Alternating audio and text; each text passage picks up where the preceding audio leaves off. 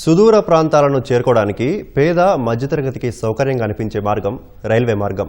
మారుతున్న కాలానికి అనుగుణంగా రైల్వే నిర్మాణంలో ఎన్నో మార్పులు వచ్చాయి. పాతకాలం నాటి రైళ్లను ఈ తరంలో అస్సలు చూసుండం. కానీ 200 ఏళ్ల క్రితం నాటి నుంచి ఇప్పటి వరకు ఉన్న ట్రైన్లను ఒకే చోట చూడగలిగితే ఆ అనుభూతి వేరు కదా. అలాంటి ప్రదర్శనను యూకేకు చెందిన పారిశ్రామికవేత్త రాబ్ వైట్ ఏర్పాటు చేశారు. డెర్బీ సిటీలో 65 ఎకరాల విస్తీర్ణంలో ఉన్న లిడ్చర్చ్ లేన్ వర్క్స్ యూకేలోనే అతిపెద్ద రైల్వే పరిశ్రమ. ప్రపంచంలోనే మొట్టమొదటి ప్యాసింజర్ రైలు ప్రారంభించి 200 సంవత్సరాలు పూర్తయిన సందర్భంగా ఈ ప్రాంతంలో భారీ స్థాయిలో రైల్వే ప్రదర్శనను నిర్వహిస్తున్నారు. శుక్రవారం నుంచి 3 రోజుల పాటు ఈ ప్రదర్శన కొనసాగనుంది. సుమారు 40,000 మంది హాజరవుతారని నిర్వాహకులు అంచనా వేస్తున్నారు.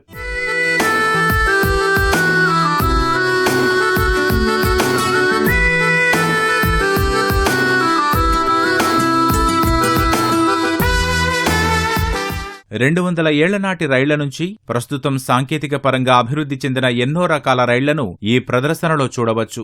ఆవిరి ఇంజన్తో పనిచేసే 1825 కాలం నాటి లోకోమోషన్ రైలు, 1950 నాటి డీజిల్ ఎలక్ట్రిక్ క్లాస్ షెంటర్ను ఇక్కడ ప్రదర్శనలో ఉంచారు. గంటకు 300 కిలోమీటర్ల వేగంతో ప్రయాణించే ఎలక్ట్రిక్ రైళ్లు సైతం ఉన్నాయి. గంటకు 100 మైళ్లు ప్రయాణించి ప్రపంచవ్యాప్తంగా ప్రసిద్ధి చెందిన ఫ్లయింగ్ స్కాట్స్మ్యాన్ ఇంజన్ రైలును కూడా ఈ ప్రదర్శనలో వీక్షించవచ్చు.